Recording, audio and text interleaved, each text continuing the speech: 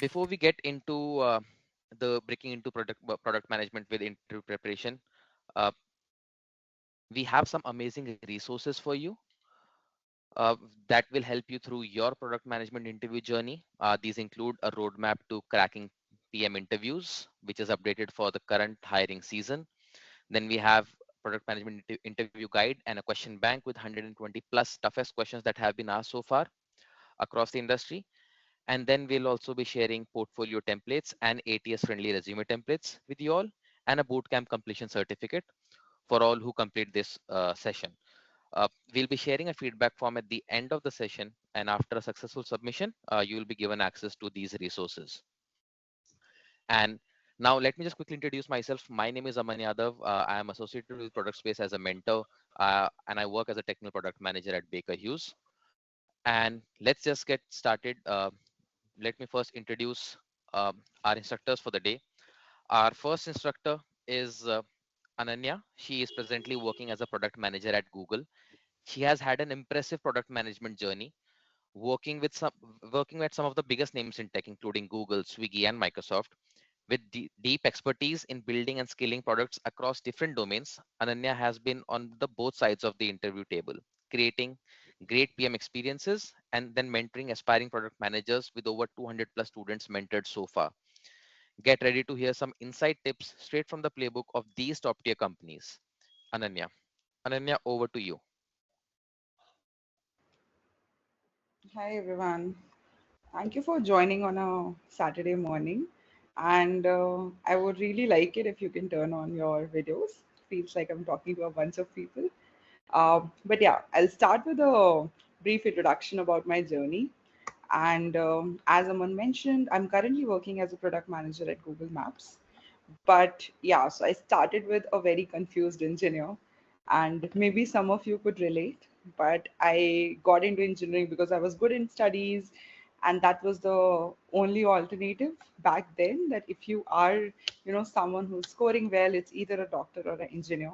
And I landed up into a BTech, luckily computer science, which helped later on, but back then I didn't know. And so that's why the image of Farhan Qureshi, like I think he is the picture boy of anyone who feels lost and is doing engineering. I think somewhere around second, third year, I kind of started exploring options and what do I want to do for, say, rest of my life. And one of the very clear alternative for me was MBA. A lot of my batchmates were also preparing for CAT, GRE, and so yeah, I kind of joined the bandwagon, and I landed up in MBA. But MBA itself is a lot about say working together, exploring different domains, and just having a very very broad perspective of things. As a MBA, I would say fresher, I kind of wanted to get into consulting and marketing. Like those were my top two preferred domains. And then Microsoft came on campus. I went for the intern interview essentially because it's a huge brand, and then I got it. And I know I make it sound very easy, but it was essentially my prep for consulting because I knew how to solve the cases, plus the overall novelty of the role itself. Back in 2017, like product roles were not as common, so the competition was less. Very few people were even aware, like what's a product manager. So kind of got lucky there, and the whole structured thinking and everything directly like translated to a product case interview.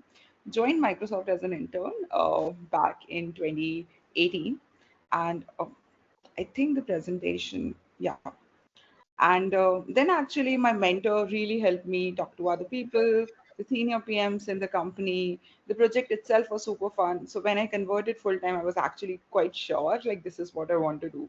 So it took me a time to kind of even understand what the product space is. And now it's been over 5 years. I was working on AI platform at Microsoft before like AI was cool. After that, I moved to search. So search and recommendations at Swiggy consumer app, and that was a lot of fun building for the Indian, consumer market. And even now, currently at Google, I'm working in B2C spaces, essentially building experiences for Google Maps in India. But I think one of the clear sort of philosophy in my life has to be just kind of keep exploring and things usually happen to you once you're prepared because you just increase your surface area. So as they say, luck is equal to opportunity into preparation, and preparation is like one aspect of how this workshop is also there to assist you. But my journey has been a one of very sort of random things happening, like right from Microsoft to me actually applying to Swiggy because I met a person in a cafe, like a random person, and we started talking about our careers. So things would happen, but the important thing is to be prepared whenever it does. Hoping today's session would actually be one step closer in increasing the prep. We can move to the next slide, Aman. So if you have any questions in between, although we have a Q&A session at the end, feel free to like raise your hands too.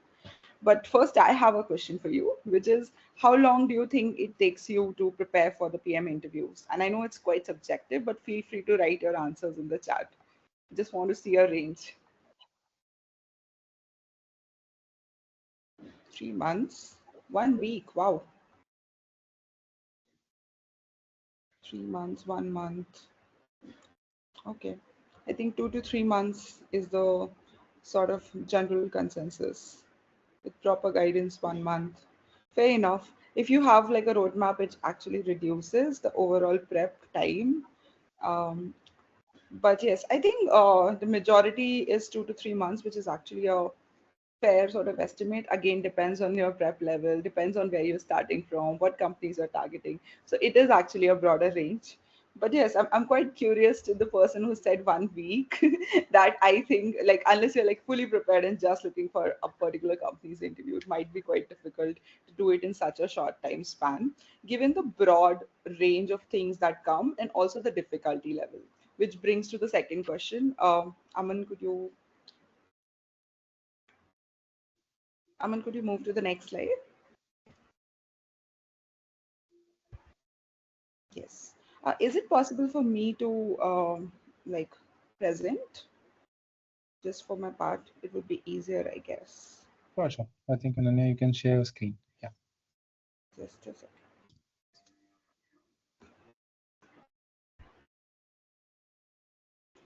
Yes. Yeah. Is my screen visible? Yes, yes. Okay. Okay. Awesome. So the second question is, what percentage of applicants get the interview call for product role? Again, it is a range because it depends on the company. 1 to 5%, 2 to 5%. I think yeah, you are pretty closer to the real actual answers, especially for the big tech. And the reason is also like with the current market conditions and all, the number of roles is actually pretty less compared to the people who want to get into product, and which also makes it even more important for us to prepare for it, like because the there's just so much competition out there. Just sharing a very, very generic application process. It might vary a bit from company to company, but essentially it is you submit your application either through LinkedIn, or you go to the careers page, or you take a referral. Then there's the initial screening, which is a lot of resume based. Obviously, you can create a product portfolio, which kind of increases your selection chances, and then you go towards the interview process, which is what we'll discuss today, specifically the product design. And interview process is usually 4 to 5 interviews, sometimes a little bit more, which unders which basically aims to know your understanding of the product space as well as how you can problem solve. And I will talk a little bit more about this. Then some of the companies also have a case study round, which is basically you get a take-home assignment, or you get a couple of sort of days to solve a product case and come back in present. And then there's obviously behavioral or HR round, which might be peppered a little, before the product interview also, or towards the end, which is to see the culture fit of, the candidate with the company.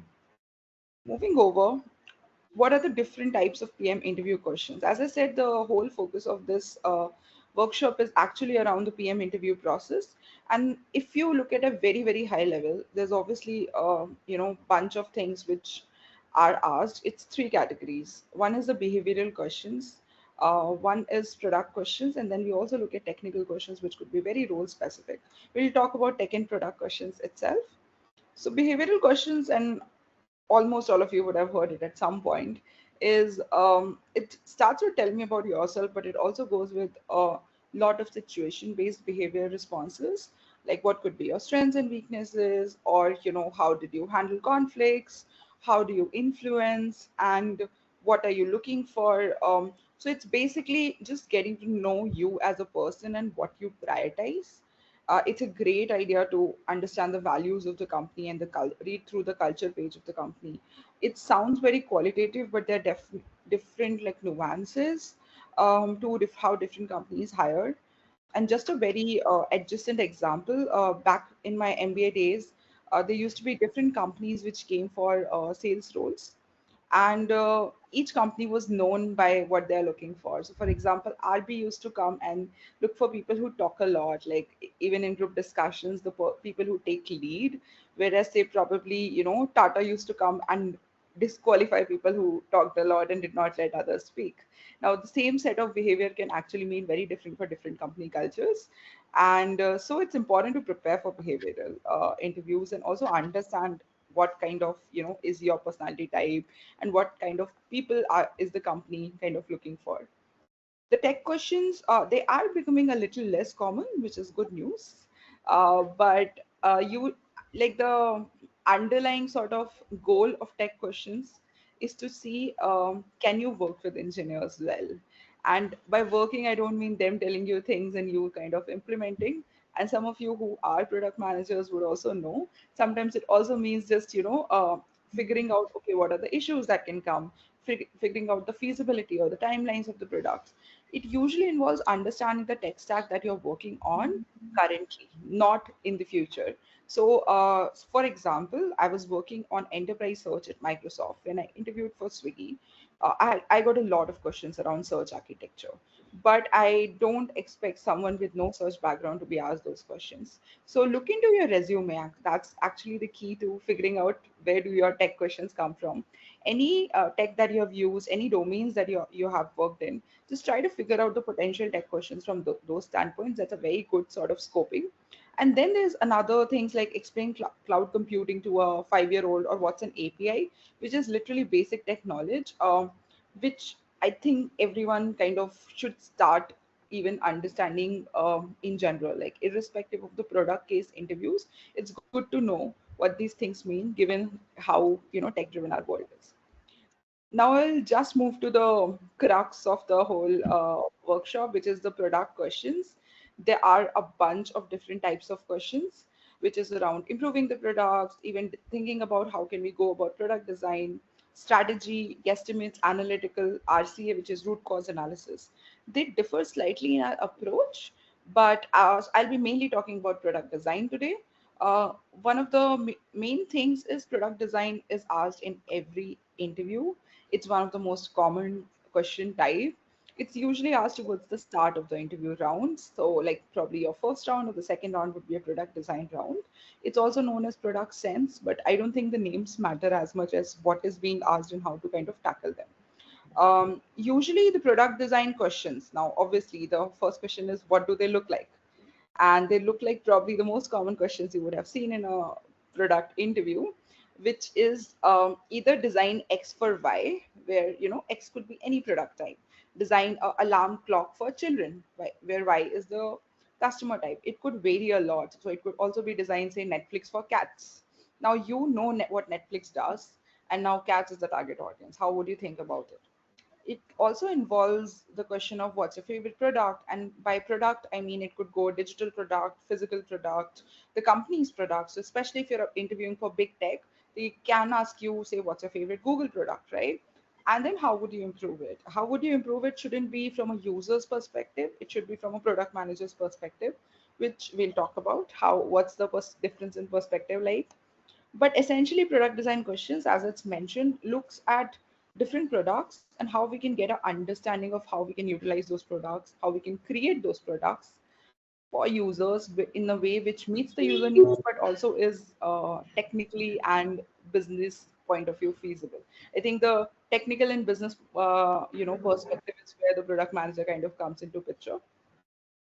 Now, this is a very heavy slide and also very colorful, but essentially it tells the steps.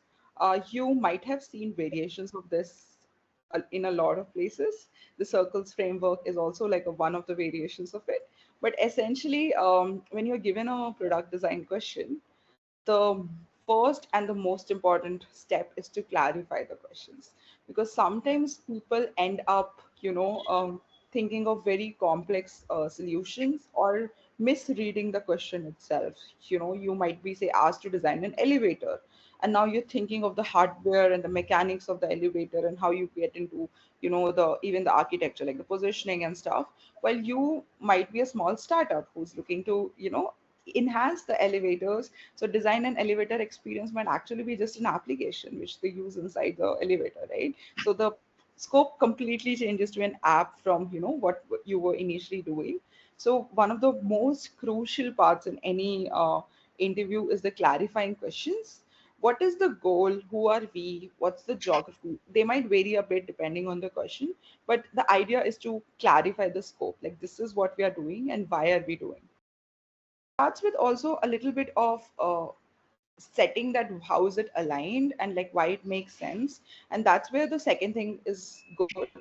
You can mention and again, your experience with product is, if you have used it, it's always good to have a personal touch. So for example, design Netflix for cats might be that I watch Netflix every day after work, right? You can just put in that tidbit to show that okay, as a user you have understanding of what all Netflix offers.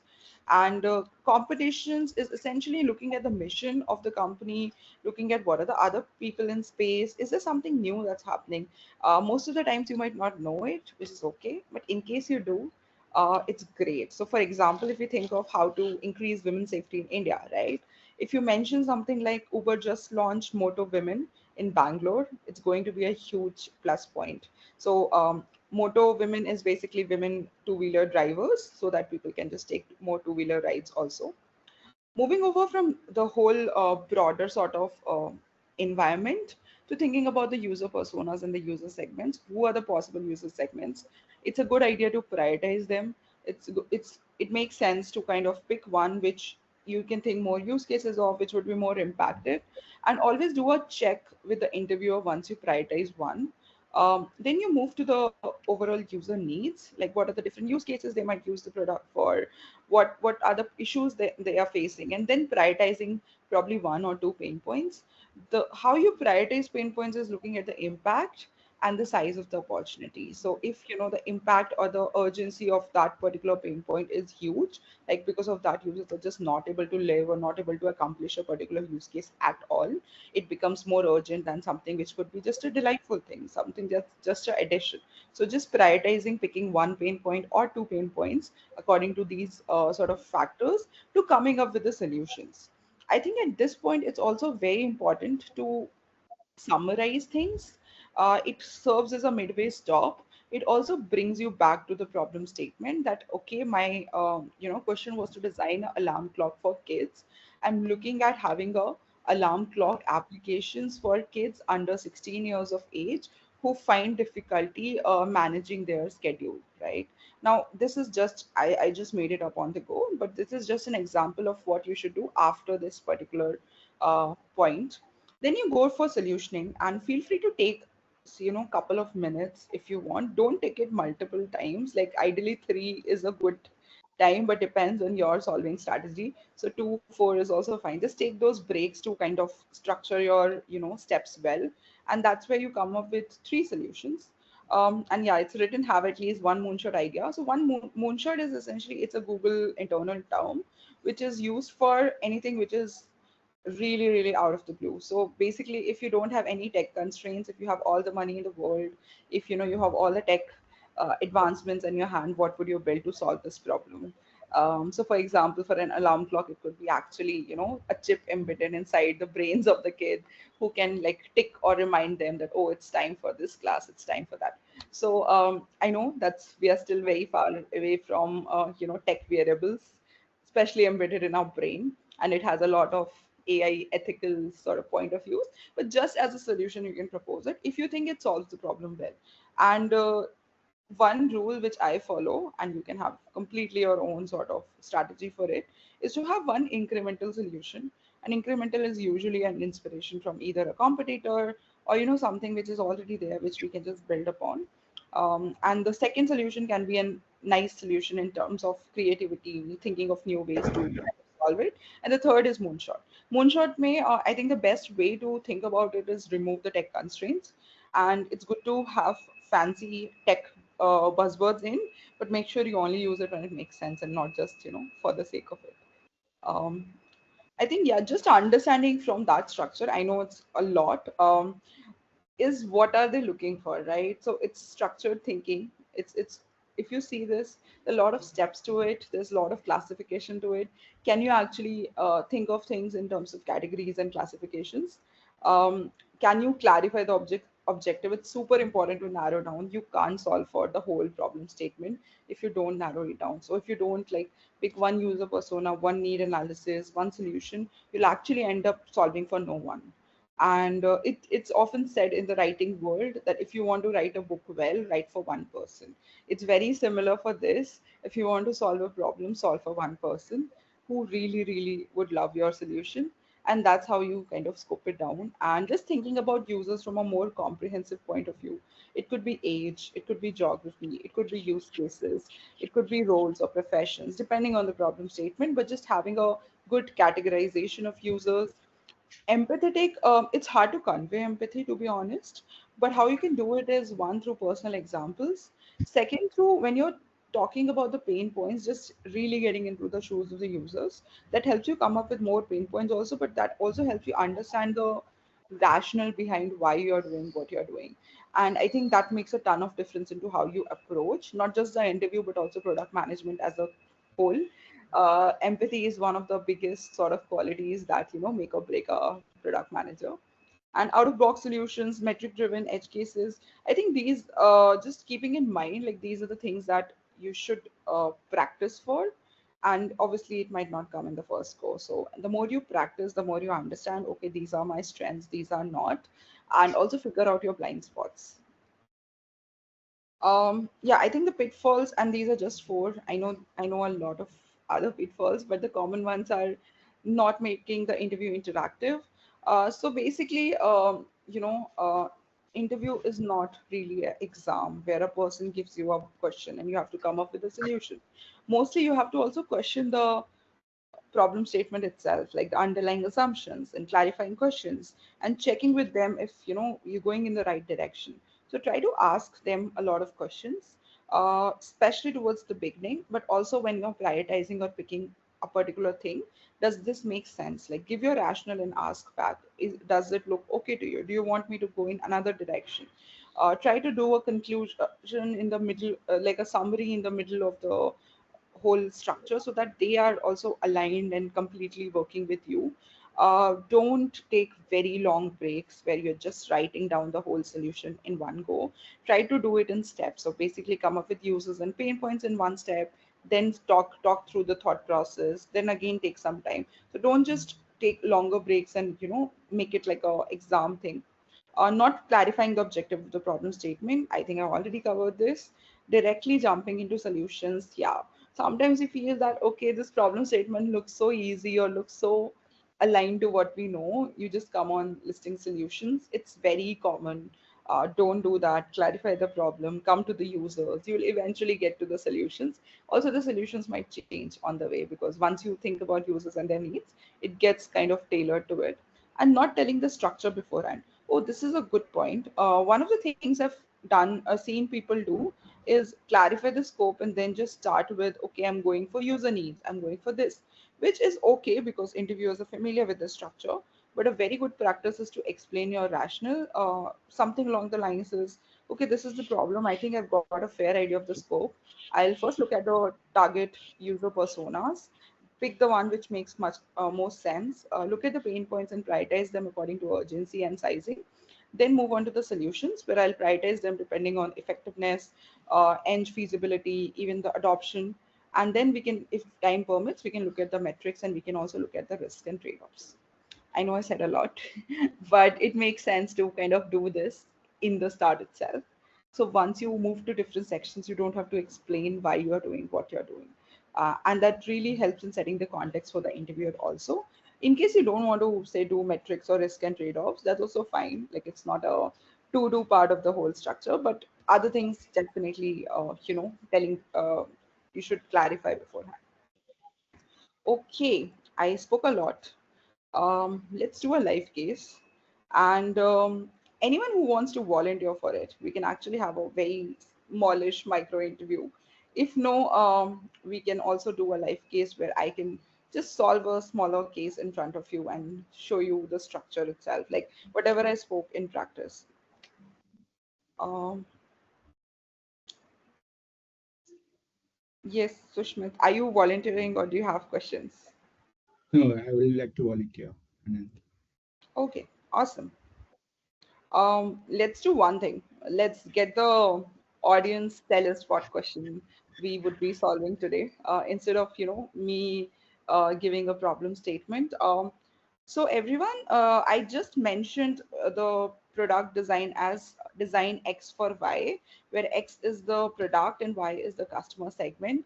Could you give ideas for both X and Y?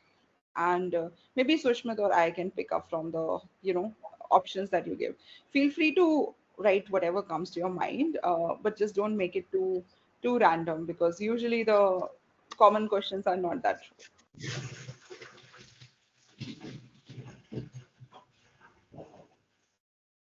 Okay. So we have a bunch. Design search functionality for a luxury e-commerce brand. This might be a little rare to be asked unless you have a search background. Not the luxury e-commerce brand, that's perfectly okay. But search functionality is too technical, so it's not exactly a common product design question. Design a refrigerator for visibly challenged people. I think this makes sense. It's a product and it's a customer segment. Smartwatch for senior citizens. Okay. Okay, we again got refrigerator for blind people. How do you solve for traffic in Bangalore? Please solve money. I stay in Bangalore. That would be really amazing. Design audio experience for Meta. Okay. T-shirt brand for product managers. Do you want to pick something, Sushmit, or maybe we can go with the refrigerator for visually challenged people? I'm okay with refrigerator one day. Okay, sure. So, because either you like we don't have a common shared doc or something, so you can probably walk through your thought process as you're thinking. It's 11:34. We'll take 10 minutes, and in the interest of time, we'll drop the metrics and trade-offs. Is that okay with you? Yeah. Sure, we can So, get started. so, so we are designing a refrigerator for visibly challenged people, right?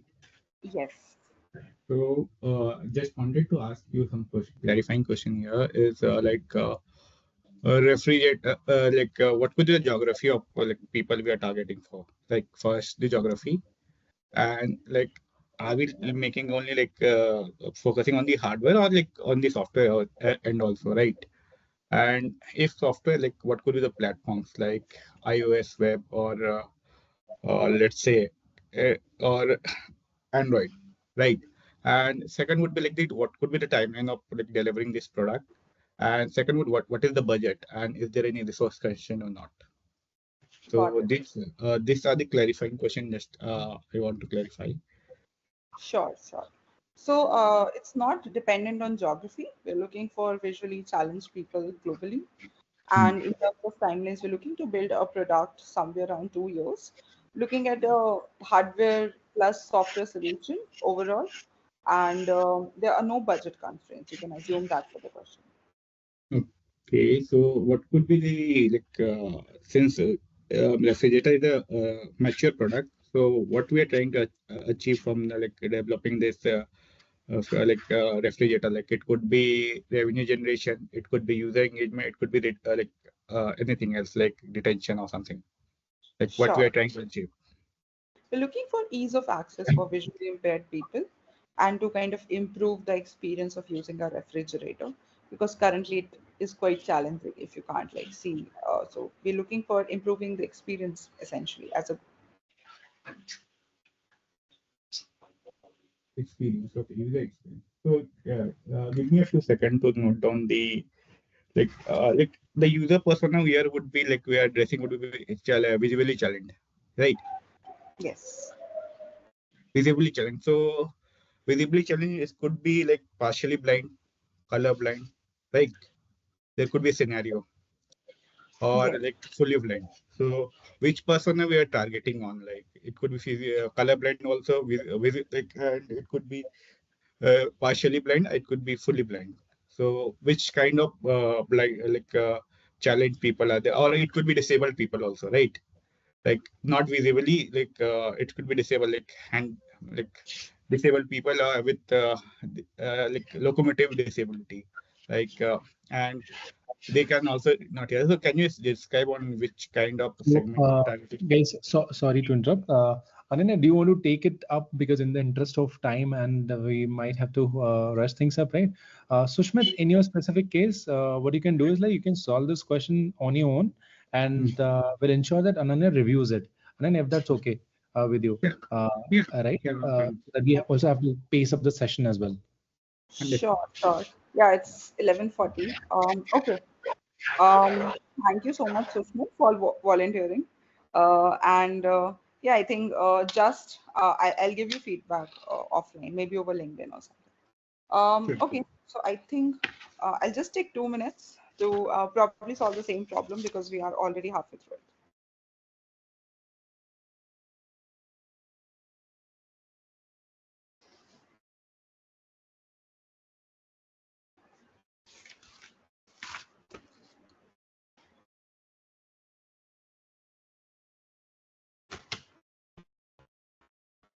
Yeah.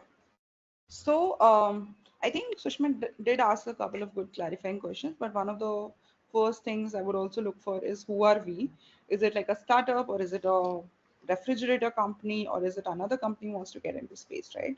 It kind of makes a lot of difference. If you're a very small startup with no hardware capabilities, does not make sense to build a refrigerator. So just clarifying that on the go itself, assuming we're a fairly decent company with no budget constraints and we want to create a refrigerator itself from scratch, with that assumption and look at the user personas. Since we're already looking at visually challenged people, it could be basically three types of people that we can kind of put into visually challenged. One is people who have some aid in terms of they're either younger children with parents who are like supporting them and caregivers are there, or older people, right, with some sort of assistance and caregivers around them. Second is the visually challenged people who are living alone without any assistant. It could be people living independently or probably another partner or another person. Again, they have to navigate a bunch of things by themselves. And the third is people living in public shared spaces, such as blind sort of shelter homes and stuff. I am excluding people who have other disabilities for the just sake of scoping down this question. Colorblind itself does not lead to any sort of impairment in seeing an object. Maybe the color would be a little different, so I'm excluding those also because if they're able to see, they would be able to use it. So, looking at these three from a revenue point of view, it makes sense to go for public spaces, especially corporate offices which want to, make it more accessible and just have a refrigerator which works for everyone. So it's not just for blind people, it's actually for both because their caregivers and people around them should also be able to access it. But if you're looking at just easing the experience of people, as mentioned in the goal, I'll probably pick the second, people living alone without any caregivers around them. So based on that, I look at the pain points of the young blind people for in context of a refrigerator, right? So the first thing is locating where the refrigerator is, right? The second would be to actually go for how to choose between the different products, and it's not just a choice of like material; it's also like the expiry date, the quantity, is there enough milk, has it gone bad, and all those factors into the selection of the product. And second is probably closing the door properly and making sure like things are not spilled over and stuff. I would kind of see as the selection of the objects is the biggest pain point here because there is just too like if most of the blind people have visual cues either through probably like a voice assistant, so there's a Google Lookout also for blind people, or they use the cane to kind of measure their steps, and that's how they know the doors and all those things. So, assuming they can locate the refrigerator and they can probably close it too. The selection of the products is the pain point that I would like to focus on, depending on the size of the opportunity and also the urgency of the problem that kind of needs to be solved. I'll just take 2 minutes to come up with solutions for this specific pain point.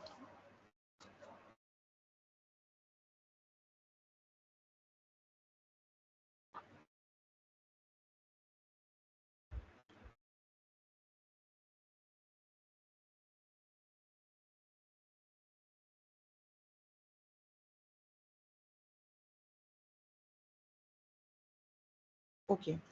So essentially, we are designing a refrigerator for visually challenged people who live alone and might not have caregivers around them. And we would be helping them to locate the objects in the refrigerator that's there in their home, right? Given we are trying to build a app from like a refrigerator in a budget of in a time frame of 2 years, I would actually like to test it with an application first, and that's my first solution. Where is there's an app which is paired with the current fridge with probably like a braille stickers that they can touch. So braille is the script which is used by blind people, and they can touch the dots and read the different labels. So braille stickers, the another benefit is they can be taken off on and off. So that will have information about what's there. Probably quantity actually varies, but just labels of different things, and the app kind of tells them with different inventories. It's voice enabled, obviously, so everything that they use, probably they feed it to the app tells them back, oh, you're looking to probably make pasta today, there's no cheese in the fridge, right? Something of that sort. The app works well with most of the refrigerators if we put the braille stickers in it, so it would be pretty easy to kind of turn the existing refrigerators into a smart refrigerator for blind people. The second thing that I would like to obviously build is the fridge itself, which could probably open by touch and slide rather than, someone has to open the door itself. And it can have different sensors which could be scanned. So basically, the product itself is scanned. And again, it would be accompanied by an application, because phones are something everyone uses.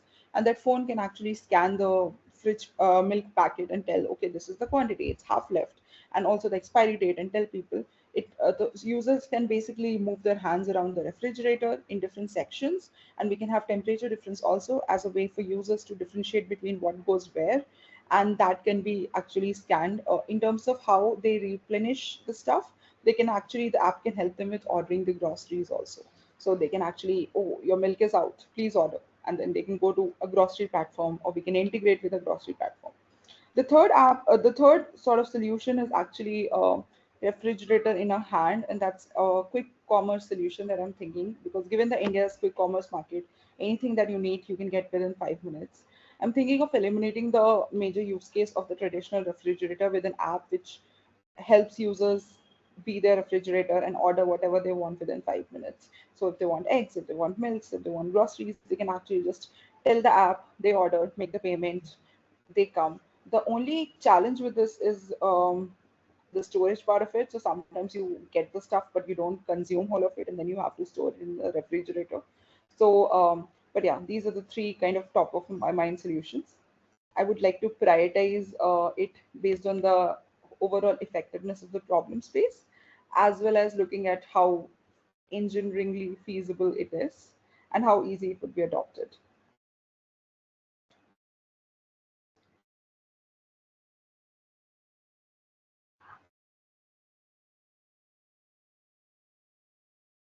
Yeah, I think based on the current sort of like technical constraints or the current position of the company that's there, I would like to start with first. It would also act as a good product market fit as to how many people we are looking for, which areas does it make sense to launch, and as Sushmit asked a very good question about geography, we can also validate, does it make sense for just metros or even like tier 2 and 3 cities? Does it make sense for India or maybe like US or a European country? We can actually go about that testing by looking at the app first in the shorter time frame, probably a 6 months or so, and then we can parallelly look at building the solution 2. Solution 3, I feel, might not be that feasible firstly, it needs delivering of quick commerce, which either means acquisition or means a very heavily dependent collaboration. So it might be just too much of a business challenge to actually pursue that solution, even though it's very convenient because people don't have to move around. So I would actually go about building those. I think in the interest of time, I'll just stop here. But if I had time, I would go about defining the success metrics and the risk associated with it. And most of the risks come to, is the user getting harmed? What are we doing with the user data? Are they, like, again, the price point and all those things, those things come into picture. Okay, I think I'm done. Any questions on this, like just the case itself and my approach?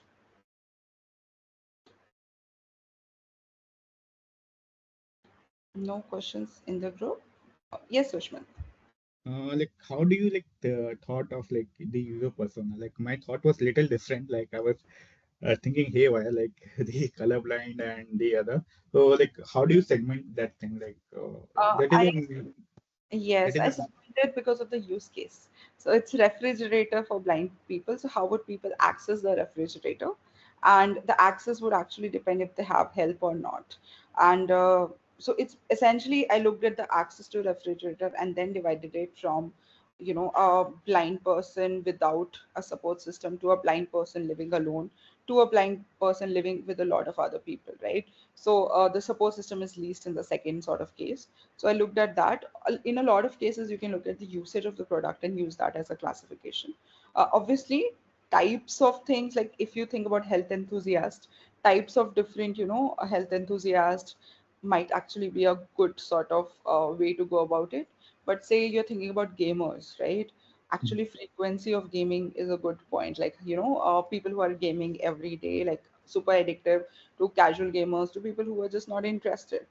So we can have that frequency as a criteria. It depends on the question, but I think use case is always good to think beforehand while thinking of user personas. yes. Thank you. Thank How you prioritize the solutions? Yeah, that's a good question. And apologies, I kind of rushed through the solution, and I have seen this question before. That's why some parts of me actually came pretty easy, like refrigerator for blind people and alarm clock for children are the questions we have been teaching or looking at since couple of years. So it's not a completely new question for me. But yeah, I think in terms of verifying the solutions, three pivots are very important. First is the effectiveness of the solution with respect to the pain point. Is it really solving the pain point of wandering around it, right? It shouldn't be, we'll just put braille stickers, people open and they read, because a lot of things are not solved in that use case, especially like information around the products and stuff.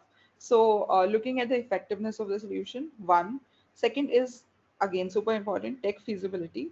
Is it too hard for engineers to build, or the, even from a business point of view? And just an example of it, one of the questions I asked was design a way to, it was actually product improvement, but improve Bangalore airport, right? And improve the traffic to Bangalore airport. That was the specific question. And there was this person who was like, we'll dig a tunnel all the way from center point of the city to Bangalore airport, and that would act as a good subway system, high speed trains and all. And it's like, what? Like, that's just not possible. Like, if you imagine digging a 60-kilometer tunnel, right, and from the middle of the city to the airport. I don't know why they said that. Probably they thought it's a moonshot idea. But the moonshot idea is more about the tech and also about the feasibility point of view. So I think digging a tunnel in the middle of the city is probably not a good idea unless it's like a government doing that. But just being very wary of the tech feasibility. You can also think of business feasibility. And like, it also meant effort required. And the third is the adoption. Like, would people even use it? Would people even like it? And it could also be the whole process of launching. Depends on the question, but mostly these are the three parameters in which I prioritize the solution. Sometimes you can be smart and pick two. So that's something what I did and I do often. I do a short-term solution and a long-term solution. So in this case, my third solution was actually not very applicable because of the complexity, but usually it could be either of the three, right? And if you see two solutions as great without any clear problems, you can say this is long-term, this is short-term, and that's a perfectly good prioritization to do. Yes. Any other questions? Okay. So I'll just end with this one last thing. And this is a way to get solutions faster. I got solutions super quick because I've done this question like in the past. But if I were to do it from the scratch, right, I think one of the main challenges is, the products, you can come up with user personas. You have probably seen those people who can come up with pain points. How do you come with solutions, right? So I think one of the biggest things in product design is to come with solutions quickly, and a lot of us know the solution to the problem statement if given enough time. That is what I strongly believe. But if it was to like condense in 10 minutes or 5 minutes, it becomes pretty stressful, and sometimes you just don't get the ideas. So this is a trick which I use. It's not by me, it's by a person called James Altucher, and I have linked the article also on the deck. So if the deck is shared, you can actually access the original article. But the idea is to write 10 ideas about, like, first have a problem statement, write 10 ideas about that in 10 minutes for 10 days, and do it daily. That's very important. The most important part of this is you have to time it to 10 minutes and do 10 ideas. So essentially, somewhere around sixth or seventh idea, you stop coming up with new ideas. That's very normal. It happens with everyone. But you have to push yourself. You have to complete the whole 10, and you have to do it within 10 minutes. Like maybe the first time you're not able to come up with 10. Try to probably retry it the same day. Try to do it tomorrow, but just make sure you get to this point. The ideas need not be good. So just reiterating, you can come up with super bad ideas. That's okay. The point of this exercise is to force your brain to think fast. And then automatically, once you start doing it for 10 days, your brain would be attuned to having ideas as soon as you hear the problem statement. And over time, like over a period of couple of weeks maybe, you would be able to generate ideas faster. Now good or bad is a point for later, and if you come with bad ideas also, that's okay. You can always eliminate them. Most people don't have three ideas, they have more than three when they're solving a solution, right? So you can eliminate the bad ones, you can only keep the good ones once you are sharing it with the interviewer. Try to think of problem statements like, probably, how would you revamp Quora? And Quora is a social media platform which is not used. How would you improve Facebook user experience for Gen Z, because like Gen Z doesn't use it? How would you solve for Bangalore traffic? I think somewhere someone wrote it, right? It could be any random things. It could be lists like alternate career options for me. That's also perfectly fine. Although having a product design question is more effective, but you can do either things. You can also have buddies for it, like idea buddies, where both of you work on the same set of problem. Need not even share ideas, just have a common problem statement. And if it's a group of people, a one problem statement can work with everyone, right? Do it over a period of time, it really works. I have tried it, a lot of my mentees have tried it. So I think, yeah, we're done. Any other questions before we move on to the next speaker? I'm so sorry, I had a question. Yes, Asta. Success metrics is something where I really struggle with because I've not really worked in the real world as a product manager. So I know about it in theory, but when it actually comes to coming up with the correct success metrics, I kind of struggle. Um, can you help me with that? Yes, yes, of course. So there are two sort of frameworks for metrics, and also Astha, don't start your sentences with "I'm sorry." Like this was again just a question, but in case you actually make a mistake, still, like, start with what you say and then apologize. But anyway, in terms of metrics, I think one of the things that you can look at a very Uber framework is looking at the North Star metric. North Star metric is what makes this product work. For example, for refrigerator, what works is people, blind people, actually using it to probably open the refrigerator and scan the items, right? So that act of usage of probably scan, like product scan, is the signal that people are actually using the app. So for anything, like for Netflix, it's watch time. Even YouTube has watch time, right? For maps, it's say the number of navigation that people are doing, if navigation is the top priority for us. It could also mean the overall people opening the app and like doing whatever action. So thinking of the primary North Star metric as the core value prop of the product and translating that into a quantifiable way is one way. Apart from primary metrics, there should be other metrics which are related to the user journey. And you can think of user journey as a sort of anchor for you to look into, like user comes to the page. So number of users signing up, right? That could be one. Number of users creating a profile, percentage of profile completed, number of users sending requests, number of users sending chats per user. So these are all the middle sort of metrics. How you can come up with that is think through the user journey first and then put metrics against each of them. And the last and very important is backstop metrics. Backstop metrics is it's also called negative metrics sometimes. It's basically things we don't want to move.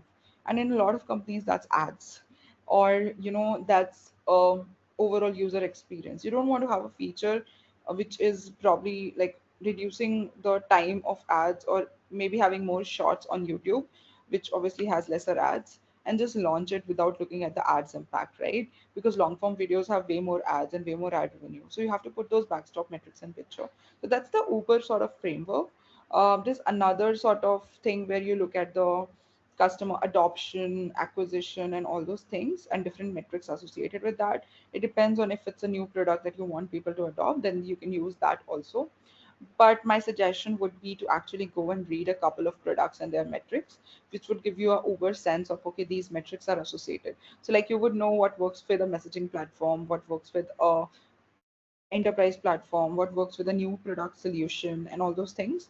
And you come up with a, like there would be some metrics, and around 70-80% should be there in back of your head, which are common metrics for every product. And then you modify those according to the product. Does that help? Yes, that does. Thank you so much. Thank you. Any other questions? Hi Ananya, amazing session first of all. Really liked your solutioning. I had two questions for you, if I may. Sure, sure. The first question is, what do you recommend? I mean, the best method to practice, because there could be a lot of questions, a lot of scenarios from product strategy to let's say behavioral. So how do you recommend practicing and making the best use of our time so that whatever interviewer asks us, at least we have at least have seen, or I know we can't cover it all, but how do you think we can optimize our time for practicing the best in the best manner? Sure. So there are two steps to it. Number one, definitely practice by yourself. Try to have probably like books like Decode and Conquer or PM interview questions, which has solutions also. Try to look at the problem, write your solution, compare notes, see what's the gap, and also try to read other people's solutions. So I think that, as I was telling for the metrics question, it really helps to see the answers, because it gives you a sense of, okay, I was not thinking this, or maybe I thought better, or I'm completely off the, what was the original intent. There's no right or wrong question. Sorry, there's no right or wrong answer. So you can actually just practice to get a sense. Once you're done, like that's step one. The second step is actually to practice with other people. I strongly recommend mocks. Mhm. When I was preparing for Google, I actually went to this platform called Lewis Lynn's Stack. Mhm. So Lewis Lynn is the author of Decode and Conquer, and he had a free Slack channel. And what happened there was, essentially there was a bunch of resources sharing and stuff, but there was also mock interview practice. So you can actually put, okay, this is the level that I'm interviewing for, this is my years of experience, I would want someone to interview me on product improvement questions. And then different people would volunteer, and why they volunteered was they were also preparing. So basically you ask them questions, give feedback, they'll ask you questions, give like they'll ask you questions and give feedback. So what happens is it's a mutual sort of learning session. So I did that, but you can also reach out to people over like LinkedIn, or people in your circle for more experience, or maybe who are also preparing, like your peers, and do mock interview for the second stage. What that helps with is identify your blind spots. Like if you're speaking too fast, if you're not so the summary point, someone else told me, I never used to summarize in the middle, and it Mhm. made a lot of difference in getting the interviewer where I am mentally, because I am writing all these things, but I'm only conveying the important points. So they might not connect well with the thought process. So once you summarize, they go back to, okay, why are we doing what we are doing, right? So that was the Mhm. feedback given by someone else to me. So those smaller, nitbits that is might be your blind spots or might be your lagging, you'll only discover through other people's feedback. Got it for sure. And the second question is, what do you recommend asking the interviewer in the end? Because that's the part we always leave for the end and never think about much. So, any recommendations on that? So there are two ways you can go about it. One, research a lot about the company, what's in news, and ask a relevant question about the new product launches strategy with the overall company, or how do you see this panning out in the future, or what are the risks you think are associated with it, right? That shows you're informed and you're aware of what's happening. And it is obviously a great question to ask if people are informed what's happening with the company. The second question to ask, which is a hack, is how is your experience like with the company, especially if people have been around. Like if your interviewer has been a couple of years in the company, it's always a good question to ask, like what are your favorite things about working in this?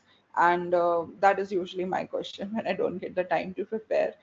It's good because most people like what they do, like the senior folks, and then they tell you about their experience, and the interview ends on a high. So it's a psychology trick. If something ends on a positive emotion, they get a sense that the interview went well. Like unless you really messed up the interview, say you had a average or good interview and then you end up with this question with the person telling you about their favorite parts of their job, they actually end on a good sense. So either of these two work actually. Thank you, Ananya. We are already over time. If there are no more questions, I'll hand it over to Aman. Yep. All right. Thanks, Ananya. I see two more hands raised. Folks, just put in your questions in the chat. We'll get them answered there. In the interest of time, we'll be moving on to our next two sections. But thanks again, Ananya. I know the details that you've shared have been really insightful, and I hope the folks here should be able to get some sort of insight how to address design questions in product interviews, and they have some valuable takeaways from this session. Thanks again. Thank you, everyone.